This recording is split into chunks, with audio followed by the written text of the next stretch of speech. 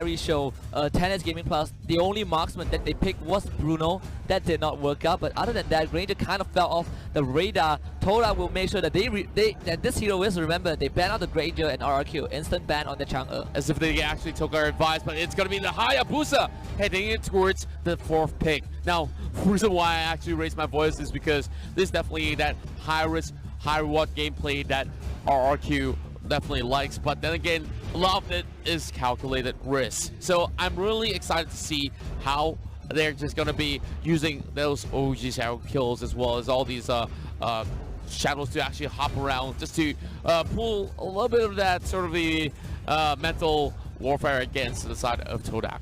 And I like the Hayabusa pick for another reason, because it can be a choice for Todak to replace that Hellcat if you want to go for the split push. So RRQ, they are not just picking the comfort pick, they're denying Todak from going for, from being in their comfort zone. They're trying to push Todak as far as they can towards the edge, but Todak sticking to their guns. They lock in Lolita and the Cho.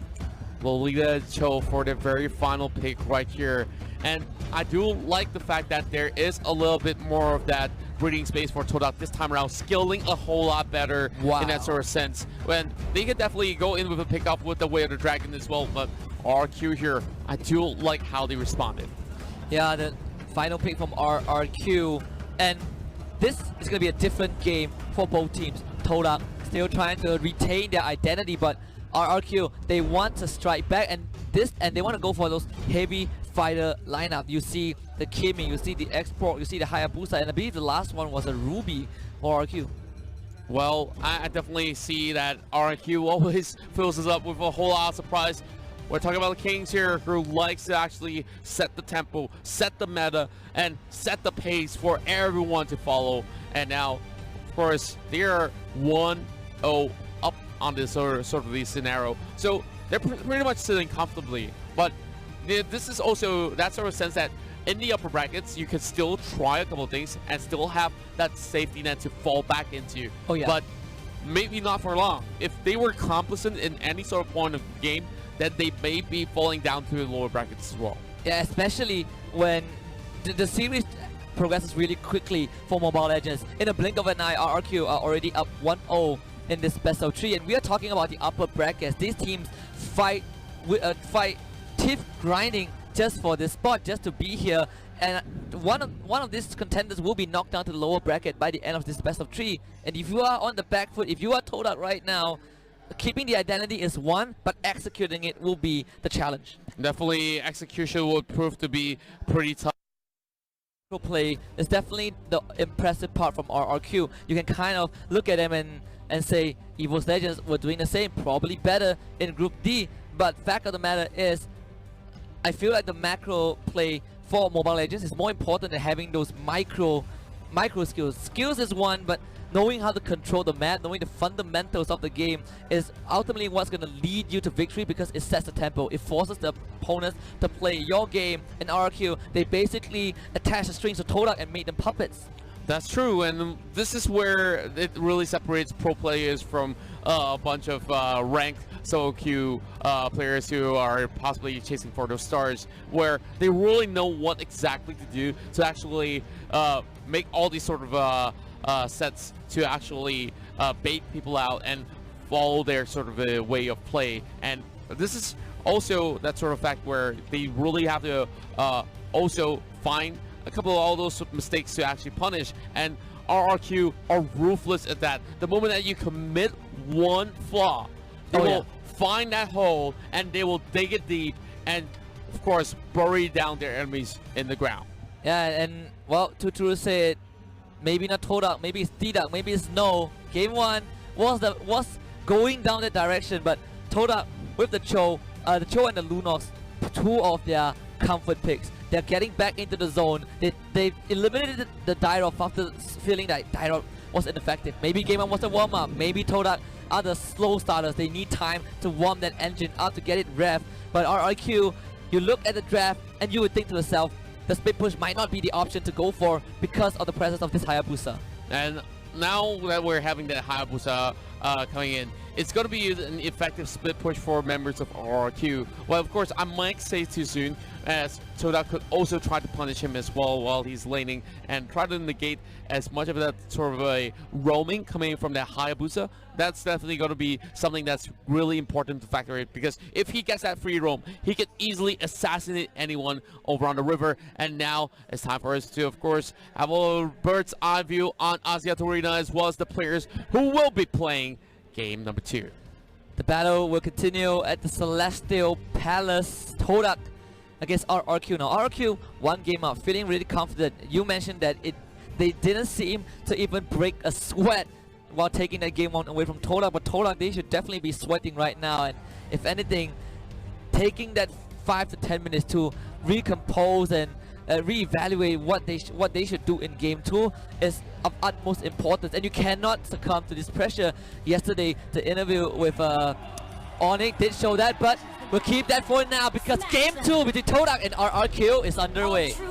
Starting things off, we're already seeing a lot of all these movements coming from both sides. The Nuts will be a little bit of that game changer heading in towards those 5v5 team fights. Chicken wing spot out by Liam as well. Great split screen coming in from the production team, so hats off to you guys. Right at the back. Well, Finn as well as Mllb managed to go in for the first clear over on mid side. Immediately hops in towards their territory to get a little bit more extra goal.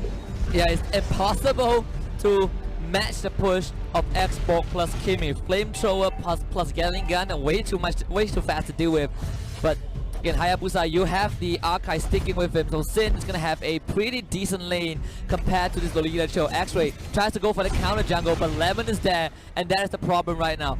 Todak, they can't stick to the same exact playstyle because RRQ, they are pressuring this solo lane. They're not even caring about the middle lane. Middle lane was left wide alone because they want to make sure Todak cannot split push. Yeah, for the side of Todak here, they're also trying to actually go in for a couple of those steals, but to no avail for Todak. They're slowly just roaming around like headless chickens. They're not really securing all too much.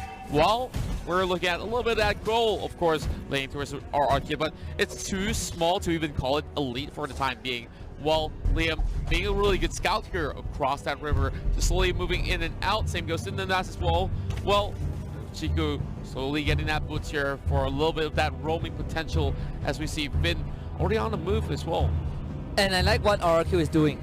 They're playing this 1-2-2. They make sure that their solo laner can deal with Thamus, while the other two duos walk around, creating havoc across the map. But X-Ray, he's the first to hit level 4. Lemon getting jumped on, trying to get away, does get the stun out, and he dashes to safety. X-Ray not able to convert that into a kill.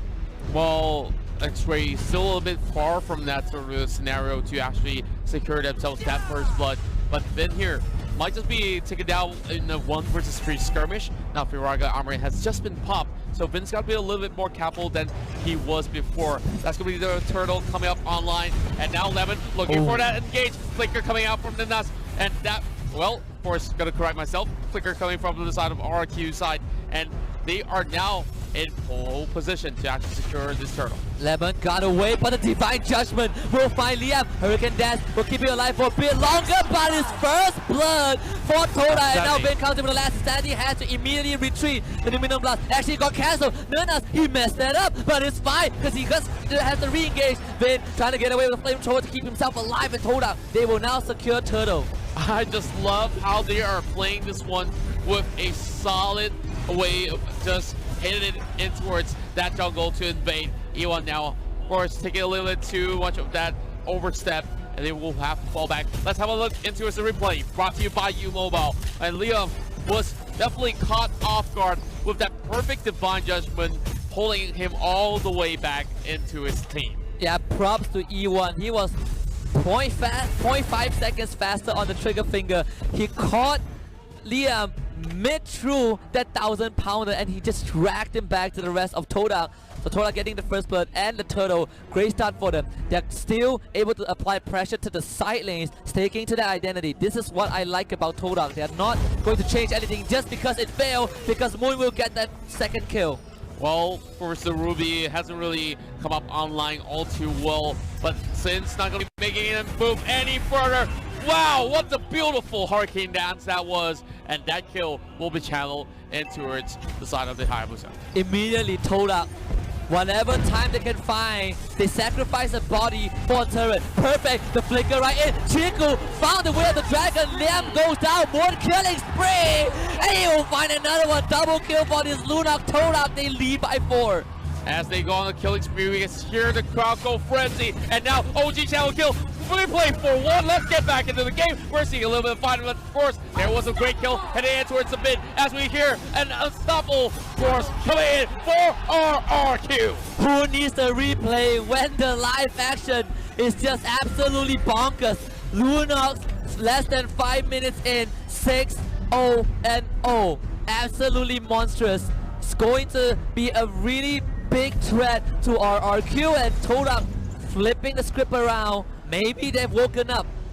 I've talked about that Wonder Kid food, and now he is coming up online and showing what he's made up here. He's going for a chase as well. He wants trying to land that Divine Judgment a little bit way too far, my friend, as we'll be taken back for a little bit for now. Now, of course, so safe for us to actually have a look into what's going on there as Liam gets pulled back. Well, Nunas is on the other corner as well, but Liam has already flickered away, and Vin will not commit, as we'll see one more kill in the hands of Todak. Todak absolutely massacring RRQ in game 2. The Kaja priority, perfect. All they needed was the Divine Judgment. RRQ, they are eyeing on this second turtle. Sin waiting in the wings, Vin being distraction, but Iwan goes for scouting duty. Sin goes in, steals the turtle, and he gets out.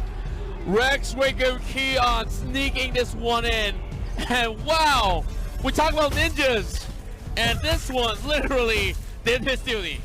That came in like a shadow, and he just disappeared. RRQ with that turtle will be able to stall out the lead from Todak. We talk about Todak, 7 kills to 2. You can look at the goal graph though. RRQ, they're pushing back, they're retaliating. Lumina Blast is out, but immediately flicker from Lemon to get out.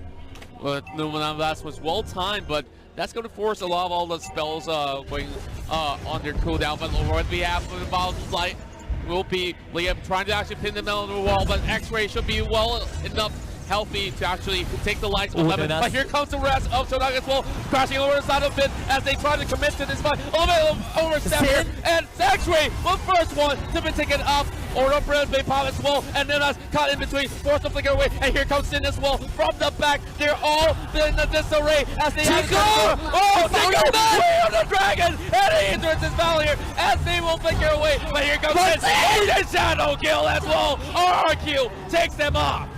Sin! The team wipe for RRQ. Chiku sneaked that with the dragon, but you cannot take your eyes off this ninja. He came in fast and furious, took the immediate triple kill. Just look at this replay by Mllbworld. Sin, he was brought down low, but Todak was in no position to fight. RRQ, they pushed through, and the tanks were not able to protect against Sin. He came in, immediately wiped 3 off the map. He actually came back to try to turn things one around, but Sin, he was in prime position. He held back for a little bit longer. He might have only 30% of health left, but that was well enough for them to actually get in. Now we hear a little bit of warfare coming from the fans as well. Shouts of Todak as well as RRQ as we see the Ruby falter. Todak definitely needed that war cry. They needed that kill onto Lemon, but Sin will be the moon of RRQ. Lunox 9-1-1, but this Hayabusa is coming online. He can deal with this Lunox single-handedly. RRQ getting their second turtle, which is the third of this particular game. And you look at the goal grab right just now, because of one fight, it completely dove back down to RRQ's favor. That definitely skyrocketed in their hands. Well, we're also seeing that sort of split push coming in from the top side as well. And of course, X-Ray doing X-Ray things here, just trying to actually secure this buff. Liam as well. Oh no. Vin. Oh no. They drag Vin back. Piraga Armor gets Papa. Liam can split the battle line with the Hurricane Dance. The 5 seconds dead, but X-Ray just keeping on tap with this Vin. They actually stop him. Vin, he gets out. Chiku now wants to get in. X-Ray will survive. Clean disengage from both teams. Endless battle being fought there by Sin. And yep, I just gotta say, every one of all these members from Todak as well as RQ, they know what risks to take, and that's definitely not one that they should commit into. But speaking of that, Nuna's here being caught out for another time. They pull the Lolita back, and Sin immediately goes right in with the shadow kill. It bounces to the minion waves. So Todak dodging that death blow right there from his Hayabusa. But you can see the arrival. They're gonna box X-Ray in, and X-Ray has nowhere to go. Mega kill for the Hayabusa.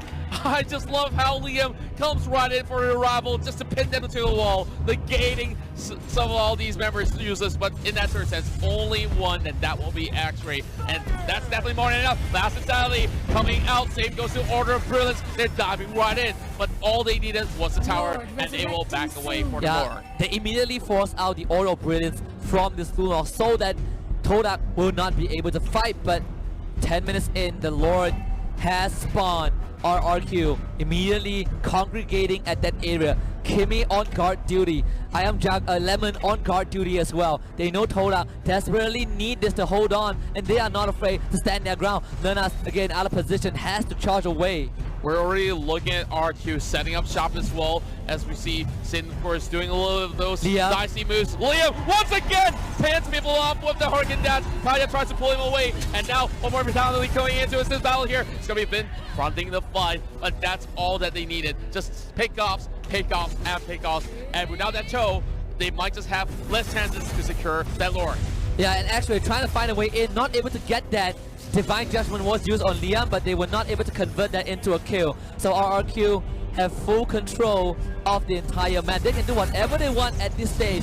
Todak again losing Chiku 0-3. This Cho has not shown the effectiveness that we need. He got a great kick in that previous fight, but because Sin came in and wiped the entire Todak, it didn't really matter. The goal graph now is painted all red. It coalesces with RRQ's national flag. The Lord will be started down to 30%. Todak, they need something to happen. RRQ, they're gonna take it slow. Warp the Lord for now. Make sure that Todak goes zone out. Chiku, too late to the party. Lemon now. Looking for the engage. Chiku managed to dash away, but the flip they caught Chiku, and Chiku will be made into a meal. He does get out though. Then last Sandy, he's gonna fry Chiku with that flamethrower. Meanwhile, Sin going crazy. Unstoppable goes in with the shadow. Nuna's a bit started up trying to get away, but Liam pushes him back, and the rest of Todak into the wall. E1 managing to get out with a still Mel, but X-Ray keeping the team alive. Two down. They need two more. They need to do all the matches they can. X-Ray will be taken down. Maniac for RRQ, and it's up to Chiku to keep Todak in the upper bracket. And they're not going to give away a Savage so early into the very first series of the game, but they're crashing in towards the bottom side. This just might be the fate being sealed, and now Kings of Kings, RRQ, Rex Riku, Keon will take game 2, and they will be well on their way and towards the upper bracket semifinals. Todak came in on a riptide. RRQ was a tsunami in the first best of 3. Absolute destruction. They gave Todak no room to breathe, no space to move, and they strangulated our Malaysian representatives. Rex Riku Keon has held the Trident, and they controlled the ocean.